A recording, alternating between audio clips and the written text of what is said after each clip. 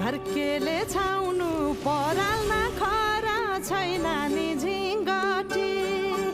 हौ भाग्यमै भए कमान्छु भन्छ च्यातिन सम्पत्ति हौ भाग्यमै भए कमान्छु भन्छ च्यातिन सम्पत्ति गाई भने सानो दुध दिन्छ मानो खानु कि नखानु मागेरै लानु नसक्नेसँग जानु कि नजानु धन सुक्यो रातले फकान्छ